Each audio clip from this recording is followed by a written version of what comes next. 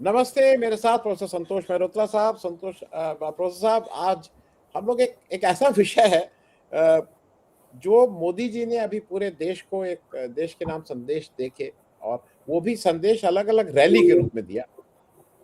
मैं दो तीन चीजें आपसे समझना चाह रहा हूँ। ये क्लियर है कि एक बीमारी है इस देश में। बीमारी उन्होंने खुद ही बता दी कि 7 बीमारियां हैं। उसको मैं अगर राहुल गांधी के बकौल कहें तो he it is a confession of his failure. लेकिन आज हम पॉलिटिकल बात नहीं करेंगे। एक तो आपसे मैं 3 हिस्सों में समझना चाहूंगा जी ये हमारी समस्याएं क्या क्या हैं। पहली, जैसे एनर्जी सिक्योरिटी की बात थी, जैसे फर्टिलाइजर की बात थी, ये सब समस्याएं जो उन्होंने कहा। दूसरा, मैं आपसे समझना चाहूंगा सेपरेट इसको खत्म करके कि ये क्यों हुआ, why we reached here. Rahul Gandhi कहते हैं वो, और मुझे भी लगता है गवर्नेंस का इशू है, बट अदरवाइज ऑल्सो। और तीसरा, मैं आपसे समझना चाहूंगा इसका इलाज है कि नहीं। तो शुरुआत करते हैं। हमारी आज जो बेसिक समस्याएं देश के सामने, जिसकी वजह से मोदी जी को कहना पड़ रहा है कि भाई आप लोग तेल कम यूज करिए और सोना मत खरीदिए और विदेश मत जाइए। What are our problem as we talk today, process. जी। तो मौजूदा हालात जो हैं उनकी चिंता थोड़ी सी क्यों हो रही है सरकार को, और हम सबको चिंता होनी चाहिए क्योंकि आगे चलते हुए ये स्थिति और गंभीर होने वाली है। क्यों, इसमें कोई दो राय नहीं है कि ये जंग जो 28 फरवरी से चल रही है और आज कुछ 80 दिन होने जा रहे हैं, लगभग स्थिति गंभीर से गंभीरतम होती जा रही है। और इससे पहले कि मैं और आर्थिक मामलों पर चर्चा करूं, एक अंतर्राष्ट्रीय परिप्रेक्ष्य में इसको समझना आवश्यक है कि ईरान इस लड़ाई को जल्दी से खत्म करने के मूड में नहीं है। उसका मूड ये है कि भाई बहुत झेल लिया, 47 साल आपकी इकोनॉमिक सैंक्शंस और आपकी जो आप कुछ इधर भपकी और कुछ आप जो डराते रहते हैं हमको। हमारा ये देश ऐसा है, 91 मिलियन यानी कि 9 करोड़ का लगभग, जो एक तरीके से काफी समृद्ध काफी अधिक समृद्ध हो सकता है अगर इकोनॉमिक सैंक्शंस उस पर न लागू रही हो पिछले 47 साल से। अब क्योंकि ट्रंप इतने नाकाम रहे हैं इस जंग को छेड़ने के बाद, ईरान ने ये निर्णय कर लिया है, दो निर्णय कर लिए। एक निर्णय ये कि स्ट्रेट ऑफ हॉर्मूज पे कब्जा करे रहेगा ईरान, हालांकि ये अंतर्राष्ट्रीय लॉ के, इंटरनेशनल लॉ के विरुद्ध है। और दूसरा निर्णय उन्होंने ये कर लिया है कि हर हालत में जो 15 बेसेस अमेरिका की गल्फ के इलाके में हैं, उनको अमेरिका को किसी न किसी तरीके से इस इलाके से बाहर कर देना, क्योंकि अगर ये रहेंगे तो ये हमारे ऊपर हमलावर रहेंगे। CIA हमारे यहाँ काम करता रहेगा, कुर्दों को कुर्दिश लोग जो हैं उनको भड़काता रहेगा, वगैरह वगैरह। अब 15 में से 13 बेसिस से बाहर कर दिया है अमेरिका, मगर अब 2 और को वहां से भी करना है। तो ये परिप्रेक्ष्य समझाना इसलिए जरूरी है कि हमें आगे चलते हुए इस साल भर की कठिनाइयों की तैयारी करनी। आज की तारीख में अंतर्राष्ट्रीय दाम $110 से ऊपर पहुंच गया है, और क्योंकि हम फर्टिलाइजर भी वहां से इंपोर्ट करते हैं, इस वजह से हमारी उस इलाके पर निर्भरता बहुत बढ़ी हुई है। और जब तक ये स्ट्रेट ऑफ हॉर्मूज पे कब्जा ईरान का रहेगा, हमको इसमें कोई दो राय नहीं है कि हमें ईरान के संग अपने रिश्ते जो नाहक ही हमने बिगाड़े हैं पिछले 7-8 साल में, अमेरिका की धमकियों की वजह से बिगाड़े हैं। किस प्रकार, जरा सा इसके बारे में चर्चा कर लेते हैं, वो भी समझना हमारे श्रोताओं को जरूरी है।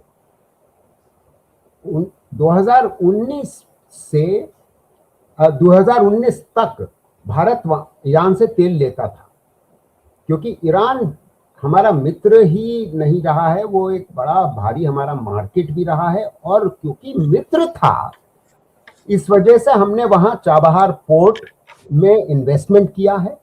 चाबहार पोर्ट में हमने इन्वेस्टमेंट इसलिए किया था, करीब 110 मिलियन डॉलर का हमारा इन्वेस्टमेंट है वहां।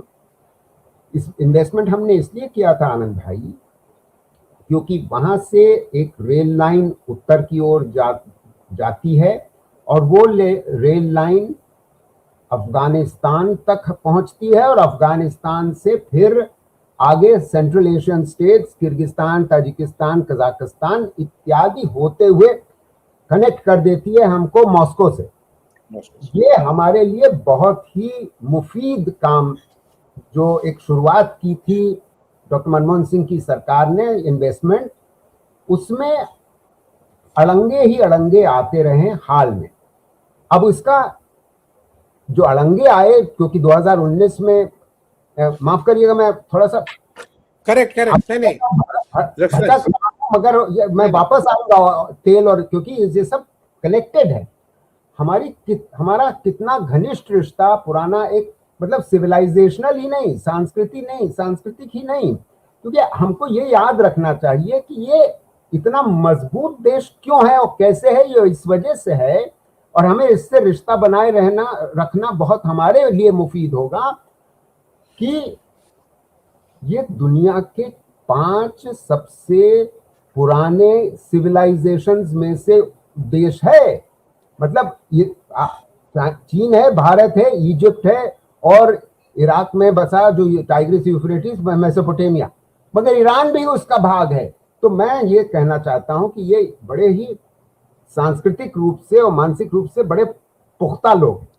अब अगर हम ये रूट पे जो इन्वेस्टमेंट किया था उसको हम गंवाना नहीं चाहते। इसलिए नहीं गंवाना चाहते, मैं सिर्फ अंतर्राष्ट्रीय जो सामरिक दृष्टिकोण है उसके बाद उसके परिप्रेक्ष्य में चर्चा इसलिए कर रहा हूं कि बगल में है चाबहार, जो पाकिस्तान में, सॉरी चाबहार नहीं, वो ग्वादर, हाँ, ग्वादर पोर्ट जो है वो चीन ने डेवलप किया है, चीन ने वहां पर इन्वेस्टमेंट किया है। चीन ने बेल्ट एंड रोड इनिशिएटिव के अंतर्गत बड़ा लोन देकर के पाकिस्तान को वहां से रेलवे लाइन, वो मतलब जो अक्साई चीन वगैरह उस भाग से होते हुए चीन तक जाती है। तो आप समझ सकते हैं कि एक सामरिक दृष्टिकोण से चाबहार का हमारा जो इन्वेस्टमेंट है उसको हमको अपनाए रखना है। हुआ क्या है, क्योंकि पिछले 6 साल से ट्रंप की और अमेरिका की नीतियों की वजह से ईरान पे जो वो बंदिशें लगी, इकोनॉमिक सैंक्शंस लगी, उसका असर ये हुआ कि हमने वहां पर चाबहार में काम करना बंद कर दिया। और इस साल के बजट में, यानी कि 1 फरवरी को जो निर्मला सीतारमण ने बजट घोषित किया, उसमें कोई वो चाबहार का वर्णन ही नहीं है। ये बड़ी चिंताजनक स्थिति है। अच्छा, तो अब हमको उसका असर ये हो रहा है आनंद जी, इस विषय में मैं बिल्कुल अब अपनी बात खत्म कर रहा हूं कि उसका असर ये हुआ है कि हमने इन्वेस्टमेंट किया चाबहार में उसको डेवलप करने के लिए। अब चीन उसका इस्तेमाल कर रहा है, क्योंकि चीन ईरान के संग है इस जंग में। खैर, अब मैं छोड़ देता हूं कि अब आप इसलिए समझना ये परिप्रेक्ष्य इसलिए बहुत जरूरी था। अब हुआ ये है कि अगर तेल का दाम बढ़ा रहा, चीन और ईरान जंग को पूरी तरीके से चालू रखेगा, हर हालत में चालू रखेगा, वो आसानी से झुकने नहीं वाला, जो उसकी 10 कंडीशंस हैं। अब इसका असर ये होगा कि तेल का दाम बढ़ा रहेगा, हॉर्मुज पे उनका कंट्रोल रहेगा, इस वजह से फर्टिलाइजर की प्राइसेस भी बढ़ी रहेंगी, वो सब, और हम उनको वो टोल दे रहे हैं। हमारे एक टैंकर्स आ जा रहे हैं, तो मुझे लगता है शायद चीन पे टोल नहीं लग रहा होगा, हमारे ऊपर टोल लग रहा है, वो हमें आने जाने दे रहे हैं। इतनी वो भलमनसाहत हमारे प्रति दिखा रहे हैं। इसके बावजूद कि हमारी सरकार और हमारे प्रधानमंत्री अमेरिका की गोदी में जाकर के और इजराइल की गोदी में जाकर के बैठ गए, बड़ी बड़ी दिक्कत की बात। तो मोटी बात यह है कि अगर ये रहा तो होगा ये कि रुपया और गिरेगा, क्योंकि हमारा डॉलर फॉरेन एक्सचेंज रिजर्व जो अच्छा खासा अभी है, वो पिछले 2-3-4 महीने में वैसे ही $40 बिलियन कम हुआ है, क्योंकि हम ये नहीं चाहते कि हमारा रुपया डॉलर की तुलना में बिल्कुल लुढ़क जाए। गिर तो रहा ही है, गिर तो रहा है, और इससे ज्यादा गिरना हमारे लिए मुफीद इसलिए नहीं है आनंद भाई, ये हमारे श्रोताओं को समझना जरूरी है कि क्योंकि इससे महंगाई दर हमारे देश में भयंकर बढ़ने वाली है, कोई इसमें दो राय है ही नहीं, क्योंकि ये $110 पे है। अच्छा, तो ये अब आप ऑयल और फर्टिलाइजर वाली जो स्थिति है, आई थिंक मुझे हमने पूरी तरीके से समझा दी। तो हम यहाँ पहुंचे क्यों, उस पर दूसरा मुद्दा आप बिना पूछे अगर आप चाहें तो मैं उस पर हाउ ये हुआ क्यों, हाँ हुआ क्यों, अब मैं उस पर आ जाता हूं कि मतलब भारत सरकार इस गई बीती स्थिति पे पहुंची क्यों और कैसे, इस प्रकार पहुंची। अंतरराष्ट्रीय परिप्रेक्ष्य, राष्ट्रीय परिप्रेक्ष्य समझना आवश्यक है, क्योंकि अंतरराष्ट्रीय परिप्रेक्ष्य तो कुछ तो हमने बता ही दिया, मगर राष्ट्रीय परिप्रेक्ष्य समझना जरूरी। वो ये है कि जब ये सरकार आई थी, या उससे पहले थोड़ा सा चर्चा करते हैं, 2014 में ये सरकार आई, मगर अंतरराष्ट्रीय दाम तेल का डॉक्टर मनमोहन सिंह की सरकार में, जब मैं स्वयं सरकार में था, योजना आयोग में था, हमको दिक्कत बड़ी हुआ करती थी कि पेट्रोल का दाम, यानी कि पेट्रोलियम का अंतरराष्ट्रीय दाम $100 से नीचे आकर ही नहीं दे रहा था, $100 के ऊपर ही बना रहा, निरंतर बना रहा 9-10 साल, और आखिर में जाकर के डॉक्टर मनमोहन सिंह यूपीए की सरकार गिरी। उसका एक बहुत बड़ा कारण था मुद्रास्फीति, यानी कि महंगाई की दर आखिरी 2 साल में सरकार नहीं मैनेज कर पाई। अच्छा, अब देखिए कि 2015 आते आते जब ये हमारी भारत में सरकार बदली, तब अंतर्राष्ट्रीय तेल का दाम धड़ाम से गिरता चला गया, और वो ऐसा गिरा कि पिछले 10 साल आनंद भाई ये तेल का दाम लगभग $60 प्रति बैरल पे आकर के टिका हुआ है।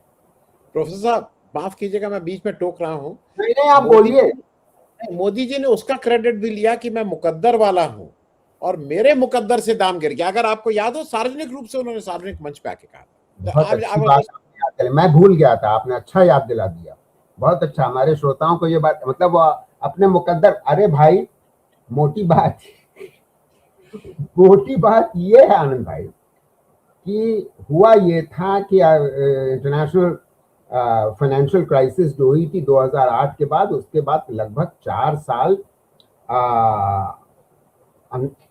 लगभग इंटरनेशनल रिसेशन की स्थिति की ओर हम अग्रसर थे, जिसकी वजह से हमारी अर्थव्यवस्था पे थोड़ा असर हुआ था, मगर हमारे मैक्रो इकोनॉमिस्ट जो थे, मतलब जो पूरी टीम थी, सी रंगराजन, मोंटे कार्लो वालिया, डॉक्टर मनमोहन सिंह इत्यादि इत्यादि, उन्होंने इस तरीके से एक मैक्रो इकोनॉमी को मैनेज किया कि हम उस 10 साल 8% सालाना की जीडीपी ग्रोथ रेट थी, रोजगार पैदा हो रहा था गैर कृषि क्षेत्र। अब हुआ ये कि 2015 में जब आप पाते हैं कि धड़ाम से ऑयल प्राइसेस गिरे, तो बड़ा फायदा हो गया भारत सरकार को। फायदा क्यों हो गया? क्योंकि पेट्रोल का और डीजल का दाम भारत में सरकार ने गिराया नहीं, और आप ये देखते हैं कि पिछले 10 साल से वो 80 से 90, अब 100 के करीब निरंतर चला आ रहा है। और जबकि पिछली सरकार, यानी डॉक्टर मनमोहन सिंह की सरकार ने किया ये था कि अंतर्राष्ट्रीय दाम बढ़े होने के बावजूद वो 70 रुपए पे और 54 रुपए पे, 70 रुपए पे पेट्रोल, 54 रुपए पे डीजल दे रहे थे। अब इन्होंने दाम बढ़ाए रखा। इसका अर्थ क्या है? इसका अर्थ यह है कि क्योंकि पेट्रोल और डीजल का बहुत बड़ा भाग टैक्स के रूप में लिया जाता है, यानी कि भाजपा की सरकार को जबरदस्त फायदा हो रहा था। अब इस जबरदस्त फायदे का फायदा उठाते हुए मुकद्दर का फायदा उठाते हुए उन्होंने क्या किया, अल्ले तलल्ले खर्च बढ़ाया और अल्ले तलल्ले आप पाते हैं कि टैक्स रेट्स घटाएंगे। उसकी थोड़ी सी चर्चा कर लेते हैं, टैक्स रेट्स घटाने की। 2015 में अरुण जेटली जब फाइनेंस मिनिस्टर थे, उन्होंने आते ही ये निर्णय कर लिया था और घोषणा भी करी पहले बजट में, जुलाई 15 के, मुझे याद है क्योंकि मैं टीवी में उसमें विश्लेषण कर रहा था। उन्होंने ये घोषणा करी कि आज कॉर्पोरेट टैक्स रेट 30% है और वो हम हर साल धीमे धीमे घटा करके 25% पे ले आएंगे अगले 4-5 सालों में। अच्छा, 4-5 साल तो उन्होंने घटाए नहीं, क्योंकि आमदनी लूटना चाहते थे और अल्ले तलल्ले खर्च करना चाहते थे। मगर 2019 में जब ये सरकार जीत के आ गई तो जुलाई में कॉर्पोरेट इनकम टैक्स रेट एकदम से 30 से 25% कर दिया। पहली चीज, नुकसान हुआ भारत सरकार को कितना, 1.5 लाख करोड़ सालाना। अब जब आमदनी कम हो गई तो आपका फिस्कल डेफिसिट बढ़ जाएगा, और फिस्कल डेफिसिट बढ़ा हुआ है, आज तक बढ़ा हुआ है, इसलिए आप बंदिश लगा रहे हो हर तरीके से कि भाई fiscal deficit to GDP ratio कम करो। पहली गलती, जिसको आपको अगर घटाना था तो आप धीमे धीमे घटाते तो ये आप तो ये ना होता, पहली चीज। दूसरी चीज, आपने पिछले साल के बजट में आपको याद होगा, हम सब बड़े खुश हुए थे, यानी कि मिडिल क्लास देश का बड़ा खुश हुआ था कि पर्सनल इनकम टैक्स, जो हमारे देश में वैसे ही 7-8 करोड़ लोग अधिक से अधिक फाइल करते हैं रिटर्न, और उसमें से लगभग 40 करोड़ लोग, सॉरी 4 करोड़ लोग टैक्स असलियत में देते हैं। फाइल 7-8 करोड़ करते थे, मगर 4 करोड़ लोग असलियत में देते थे। हुआ ये कि क्योंकि उन्होंने 12 लाख की लिमिट लगा दी, उसके नीचे कोई टैक्स, पर्सनल इनकम टैक्स नहीं लगेगा। उसका असर ये हुआ कि लगभग 1-1.25 करोड़ लोग पर्सनल इनकम टैक्स के नेट से बाहर हो गए। अब उसका नुकसान सरकार को हुआ, उसका भी लगभग नुकसान 1.25 लाख करोड़ सालाना का हुआ। इस बीच में सरकार ये अपना तिजोरी तो भर रही थी, क्योंकि उसको विंडफॉल गेन हो गया था पेट्रोल के दाम से, और वो पीएम किसान बांट रही है, अनाज मुफ्त में बांट रही है, ये सब कर रही थी भारत सरकार, क्योंकि इलेक्शन जीतना था। राज्य सरकारों ने भी ये सीख लिया। कांग्रेस की बड़ी दुखद बात है, कांग्रेस की सरकारों ने मतलब पार्टी ने सीख लिया कि इलेक्शन जीतना है, अगर मोदी जी भाजपा जीत रही इस तरीके से अल्ले तलल्ले रेवड़ियां बांट करके, तो हम भी बांटेंगे। तो वो तेलंगाना की सरकार ने भी वही किया और कर्नाटक की सरकार ने भी वही किया। तो ये सब बड़ी गंभीर स्थिति बन गई है, फिस्कल डेफिसिट। अब मैं आपको आखिरी आंकड़ा बताता हूं जो आपके श्रोता सुन करके दंग रह जाएंगे। जब ये मोदी सरकार बनी थी 2014 में, तो कुल हमारी जो हमारे देश का ऋण था, यानी कि भारत सरकार और राज्य सरकारों का मिला के 62 लाख करोड़ था। ठीक है, 62 लाख, 62 लाख करोड़। आज की तारीख में वो 4 गुना होकर के लगभग 250 लाख करोड़ हो गया है। As a share of GDP वो था 56%, वो बढ़ करके आज 82% ऑफ जीडीपी हो गया। इसी कारण से जो ब्याज है जो सरकार को देना पड़ता है, हर साल देना पड़ता है, क्योंकि जाहिर है किससे ऋण लिया जा रहा है, हिंदुस्तानियों से ही अधिकतर ऋण लिया जा रहा है। कुछ फॉरेन डेट है मगर हिंदुस्तानी से, तो अब वो इंटरेस्ट बर्डन भी है, उसको तो आपको देना ही देना, हर हालत में देना। इस स्थिति में जब तंगी इतनी बढ़ जाती है, तब हम इस स्थान पे पहुंचते हैं जी कि प्रधानमंत्री आह्वान करते हैं कि भाई सोना मत खरीदो, गाड़ी कम चलाओ, विदेश न जाओ, इत्यादि इत्यादि। जी जी ये है मैं स्थिति। जी मैं संतोष भाई एक दो चीजें ऐड कर दूं वो हाँ आपको। दिक्कत क्या थी कि सरकार का प्रॉफिट अगर आम आदमी को के पास तक उसका कुछ फायदा पहुंच रहा होता तब भी ठीक था कि भाई जी हमने ये चीजें कम कर दी, हमने पेट्रोल डीजल कम कर दिया, आम आदमी का भाई उसी में एक बड़ा जी हिस्सा जाता है। वो नहीं किया इन्होंने, अपनी जो ये बनवा देंगे वो बनवा देंगे ये सब करने लगे। दूसरा एक चीज मैं इसलिए कह दूं कि वो जो कॉर्पोरेट टैक्स कम हुआ है तो उसका एक कारण कल के हिंदू ने भी वो स्टोरी कैरी की है। भारत में एक बड़ा जो एचएनआई है और जिनको 16 लाख करोड़ का, वो भी आप कहीं बता दीजिएगा, जो इनका लोन माफी की गई, बिल्कुल। ये ये एचएनआई जो आज भारत का एक बड़ा वर्ग है, मतलब एक एक जो जिनका ज्यादा पैसा है, ये जो 63% लोग हैं, 63% वेल्थ जिनके पास है, उनका एक सर्वे निकला है कि ये लोग जो यहाँ पे विंडफॉल प्रॉफिट उनको भी हो रहा है, ये विदेश में अपना माल कर रहे हैं, वहां पे मोबाइल मोबाइल प्रॉपर्टी खरीद रहे हैं, घर खरीद रहे हैं, बच्चे ये सब कर रहे हैं। और जो जिनके बहुत पास बढ़िया। जो मेहनतकश हैं उनके लिए ये सारी चीजें जो हैं वो वो उल्टी हो रही हैं। तो मैं इसलिए सिर्फ इसको इसको जी आपके नहीं, सामने बहुत रखा। सही। नहीं मैं इस पे थोड़ी सी और चर्चा कर लेते हैं हम। जी जी बहुत आपने सही। मुझे लग रहा था कि मैं ज्यादा बोल रहा हूँ, इस वजह से मैंने इसकी अभी चर्चा नहीं करी थी। जी मैं ये प्रोफेसरों की थोड़ी दिक्कत होती है कि एक बार बोलना शुरू कर देते तो कम वक्त जी जी मुंह बंद नहीं जी करते। नहीं बहुत आपको पहले मुझे रोक देना चाहिए, बिल्कुल आपने बजा फरमाया। तो ये जो 16 लाख करोड़ को क्रोनी कैपिटलिस्ट का पैसा इन्होंने माफ किया, उसका खमियाजा भी भारत सरकार भुगत रही है। किस प्रकार, हमारे श्रोताओं को समझना आवश्यक है। इस प्रकार भुगत रही है कि जब आप इस तरीके से माफ करिएगा तो आपको बैंकों को भरपाई करनी पड़ेगी। क्योंकि अगर बैंक भाई, माफ तो आपने कैपिटलिस्ट का किया, बड़े बड़े घरानों का किया, मगर बैंक की क्या, तो बैंक को तो नुकसान हो ही गया ना। उन्होंने भयंकर हेयर कट, किसी बैंक ने 60% हेयर कट, किसी ने 80% इत्यादि। अब इस स्थिति में होगा ये कि भारत सरकार सकपकाई कि भाई अगर हमारे पब्लिक सेक्टर बैंक्स को हम रिकैपिटलाइज नहीं करते, उनमें पैसा नहीं डालते, तो बैंक ऐसी स्थिति में आ जाएंगे कि वो कैसे और आगे इन्वेस्टमेंट के लिए और कॉर्पोरेट्स को लोन दें या आम आदमी को भी लोन दें।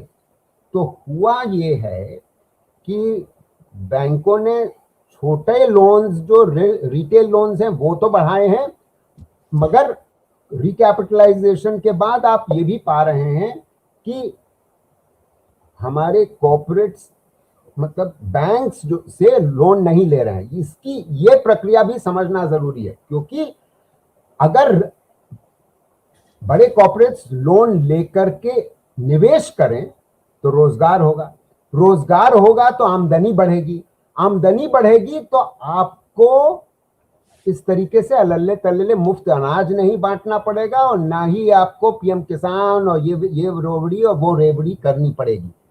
हुआ ये है कि इन्होंने इनकी सारी रणनीति, क्योंकि बड़े बड़े पूंजीपतियों पर निर्भर है सारी रणनीति, उन्होंने ये तो इनके लिए छूट दे रखी है कि कॉर्पोरेट प्रॉफिट्स बढ़ते जाएं, मगर वेज रेट्स नहीं बढ़ रही, वेतन दर नहीं बढ़ रही। वेतन दर इसलिए नहीं बढ़ रही क्योंकि जॉब्स नहीं बढ़ रहे।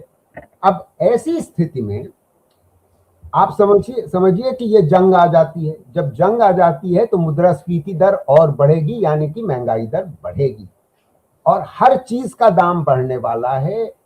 वो उसके उसके दो कारण हैं। एक तो आप सप्लाई नहीं आ रही, दूसरे आप क्योंकि जब सप्लाई नहीं आ रही तो जाहिर है दाम बढ़ना पड़ेगा।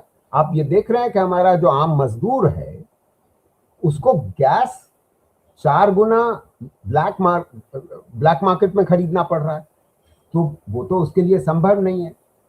तो वो पुनः पलायन कर रहा है, वापस गांव जा रहा है, यूपी बिहार के गांव या जहां भी बंगाल के गांव। ऐसी स्थिति में सरकार अगर ये उम्मीद करे कि देखिए हमें बहुत जरूरी है कि आप कम खर्च करो वगैरह। और एक और आप जो जो हाई नेट वर्थ वाली इंडिविजुअल्स की बात करें, अगर भारत देश में रोजगार नहीं पैदा हो रहा था या और अभी भी नहीं उस रफ्तार से हो रहा है जितना होना चाहिए गैर कृषि क्षेत्र में, तो होगा ये कि हमारा जो कॉर्पोरेट है और जो एसएमईज भी हैं, छोटी इकाइयां भी हैं, वो उस प्रकार निवेश नहीं करेंगी और इस वजह से उस प्रकार रोजगार और पैदा नहीं होगा जितना होना चाहिए।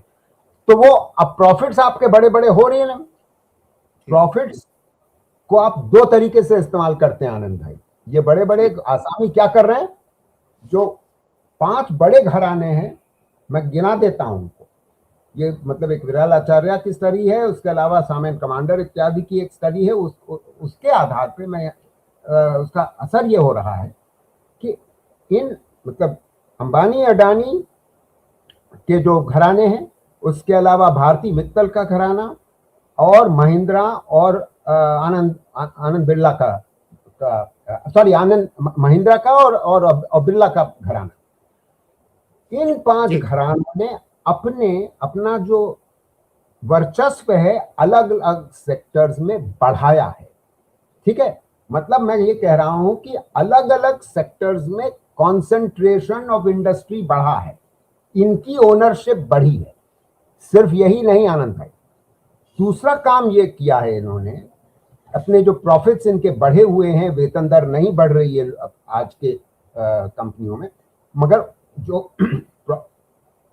उन्होंने करा दूसरा काम यह है कि अपना वर्चस्व हॉरिजॉन्टली बढ़ाने के अलावा जिन सेक्टर्स में इन्होंने खरीदी हैं कंपनियां, अपने से छोटी कंपनियां जाहिर है, उन सेक्टर्स में डेप्थ बढ़ाई, यानी कि ओनरशिप उन सेक्टर्स में और बढ़ा ली। हर सेक्टर में इन 5 घरानों का वर्चस्व अगले 5 घराने जो हैं और उसके बाद वाले जो घराने हैं उन सब से बढ़ता चला जा रहा है। तो यानी कि कॉन्सेंट्रेशन ऑफ वेल्थ जिसकी आप चर्चा कर रहे थे 63% ये बढ़ा है, और इस सब से आप आगे चल, इसी वजह से पैसा विदेश जा रहा है, क्योंकि यहां आपने इस तरीके से पैसा बनाया और उस जो कुछ बचा और आपके प्रॉफिट्स वो आप विदेश ले जा रहे हो क्योंकि यहां डिमांड नहीं है।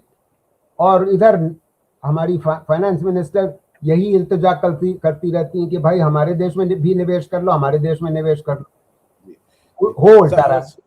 प्रोफेसर साहब आप बहुत संक्षेप में, क्योंकि थोड़ा समय का वो है, इलाज जल्दी वाला इलाज जो मतलब जी इलाज देखिए, पुख्ता बातें और जो मौजूदा हालत में बिल्कुल एकदम से करी जा सकती हैं उनको करना आवश्यक। फर्टिलाइजर सब्सिडी, हमारे श्रोताओं को या अगर किसान जो सुन रहे हैं वो उनको बहुत अच्छा नहीं लगेगा, मगर देखिए मैं उनके फायदे की बात कर रहा हूं। फर्टिलाइजर सब्सिडी बहुत ज्यादा यूरिया में दी जा रही है और उसका असर ये हो रहा है आनंद भाई, आप किसी किसान के अनुभव को देख लीजिए, असर ये हो रहा है कि जब केमिकल फर्टिलाइजर का एप्लीकेशन होता है खेत में तो उसका एक बैलेंस होता है, एक संतुलन से आप उसको संतुलित रूप से आप उसका एप्लीकेशन करते हैं। क्या संतुलन होता है?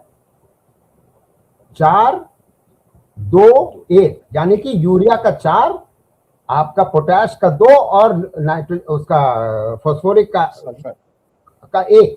अब ऐसी स्थिति बनी नहीं हुई है, ये सबसे मुफीद स्थिति है। मगर हुआ ये है क्योंकि भारत सरकार ने सबसे ज्यादा सब्सिडी दे रखी है यूरिया पे और यूरिया का दाम सबसे सस्ता है।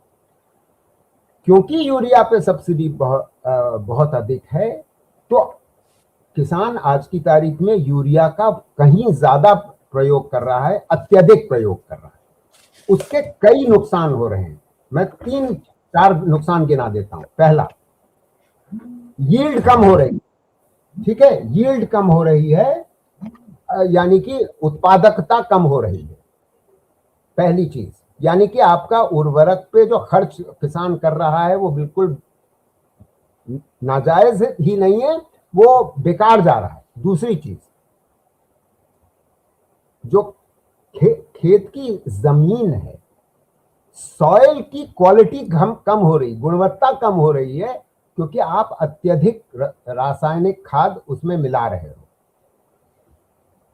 तीसरी दिक्कत कि भारत सरकार का जो व्यय है इस पे, वो पिछले साल 1.85 लाख करोड़ यानी 1.85 लाख करोड़ था, वो इस वर्ष 2.3 लाख करोड़ होने वाला जा रहा है। अर्थात इसमें इसका नतीजा ये हो रहा है कि भारत सरकार को जो निवेश करना चाहिए उत्पादकता बढ़ाने के लिए, वो तो हो नहीं रहा। आप केमिकल फर्टिलाइजर, अब दाम और बढ़ने वाले हैं क्योंकि हॉर्मुज बंद है। तो ऐसी स्थिति में हमें करना यह है कि एकदम आपको यूरिया का दाम बढ़ा देना है, उससे ये 3 फायदे निकल के आएंगे। तो पहला काम इनको ये करना है। दूसरा काम इन्हें ये आवश्यक हो गया है करना कि मैं बिल्कुल शॉर्ट रन की बात कर रहा हूं, जो इमीडिएट एक्शन की आवश्यकता है। इन्होंने 2 महीने से पेट्रोल डीजल का दाम नहीं बढ़ाया है और वो गलती की है। इनको पेट्रोल का दाम बढ़ा देना चाहिए था, जिसमें खपत कम हो जाती। ये कहना कि तुम घर से काम करो वगैरह, उससे कोई खास अंतर नहीं आएगा। जो घर से काम कर रहे हैं वो फिर भी काम घड़ी से करते रहेंगे। कोई नया आदमी प्रधानमंत्री आह्वान कर रहे हैं तो उससे नहीं होने वाला। डीजल का दाम इन्हें नहीं बढ़ाना चाहिए। अगर बढ़ाएंगे तो महंगाई और बढ़ेगी हर चीज में। क्यों? क्योंकि उसका इस्तेमाल होता है ट्रांसपोर्टेशन में। ट्रक द्वारा देश भर में सामान यहाँ से देश के एक कोने से दूसरे कोने में जाता है, चाहे वो फल सब्जी हो, चाहे वो अनाज हो, चाहे वो लकड़ी हो, चाहे सीमेंट हो, जो भी हो, वो रेल से कम जाता है। उस रेल को बढ़ाने की आवश्यकता है, मगर ट्रक से जाता है, जिस वजह से अगर डीजल का दाम इन्होंने बढ़ा दिया तो वो गलती हो जाएगी। तो ये दूसरा काम इन्हें ये करना चाहिए। तीसरी बात जो ये भी हिदायत दी है प्रधानमंत्री ने, अब मैं थोड़ा सा मीडियम रन पे आ जाता हूं कि ये शॉर्ट रन में करना आवश्यक है। मैं बिल्कुल संक्षेप में लॉन्ग रन की बहुत जल्दी खत्म बात करूंगा कि देखिए, 2 खाद्य पदार्थ ऐसे हैं जिन पे हम आयात पर निर्भर हैं। क्या? खाने का तेल और दूसरा दाल। तो हमें भारत सरकार को बहुत जल्दी एक्शन ये लेना होगा इसी वर्ष के खरीफ और रबी के लिए कि सेमी एरिड जो हमारे इलाके हैं, सेमी एरिड कौन से इलाके हैं? हमारा जो पेनिनसुला है, पूरा दक्षिण में जो हमारे प्रदेश हैं, वहां तवज्जो देनी होगी। हालांकि वहां भाजपा की सरकार नहीं है तो उनको राजनीतिक फायदा नहीं होगा, मगर इसके सोचे बिना उनको ये कहने के बजाय कि भाई तुम खाने का तेल कम इस्तेमाल करो, मिठाई पकवान मत बनाओ, ये बेहतर ये होगा कि आप उत्पादन बढ़ाओ जिसमें आपका आयात कम हो जाए। आपका दाल का उत्पादन यानी कि दलहन का उत्पादन और उसके अलावा तिलहन का उत्पादन आपका बढ़ना जरूरी है, जिसमें आप आयात कम करें। एडिबल ऑयल्स का इंपोर्ट पिछले 10 साल में, मतलब हमारी जो टोटल कंजम्पशन है उसका पहले 55% इंपोर्ट होता था, आज 45% है। तो लगभग आधा है। अब कुल आयात का संख्या बढ़ गई है। तो अब आप ये देखिए कि अगर रुपया गिर रहा है क्योंकि आपकी डिमांड फॉर डॉलर्स बढ़ा हुआ है, क्योंकि आपको डॉलर खरीद के ही आपको तेल खरीदना है, डॉलर ही खरीद करके आपको फर्टिलाइजर खरीदना है अंतरराष्ट्रीय बाजार में। तो ऐसी स्थिति में आपको जाहिर है खाने के तेल का भी ज्यादा पैसा देना होगा, इसीलिए आपको दाल का भी ज्यादा पैसा देना होगा। तो इन चीजों पे तवज्जो बहुत जल्द देना जरूरी है। चौथी चीज, और ये बिल्कुल मौजूदा एकदम से किया जा सकता, आप क्यों परमिट कर रहे हैं कि जो हमारे बड़े आसामी हैं, जो हाई नेट वर्थ इंडिविजुअल्स जिनकी आपने चर्चा करी, सही, और उनकी संख्या निरंतर हर साल बढ़ रही है, उनको आप क्यों इजाजत दे रहे हैं कि हर साल वो 2.5 करोड़ $250,000 हर साल वो विदेश परिवार का हर सदस्य ले जा सकता है। यानी कि अगर उस परिवार में 4 सदस्य हैं तो अब आप सोच सकते हैं कि $1 मिलियन तो एक परिवार ही ले जा सकता है, चाहे वो वहां पर बच्चों को पढ़ा रहा हो, चाहे वो वहां पर जमीन खरीद रहा हो या घर खरीद रहा हो, जो किसी काम के लिए वो सब ले जा सकते हैं। इसी वजह से वो आप पा रहे हैं कि मतलब पैसे लोग विदेश ले जा रहे हैं, यहां निवेश नहीं कर रहे, ये सब हो रहा है। तो आप उस पर थोड़ी सी बंदिश लगा दीजिए, कुछ नहीं तो 1 साल के लिए लगा दीजिए। आपने जो $2.5 लाख का इजाजत दे रखी है कि आप विदेश ले जा सकते हो, उसको कम करके 50,000 कर दो जी हैं।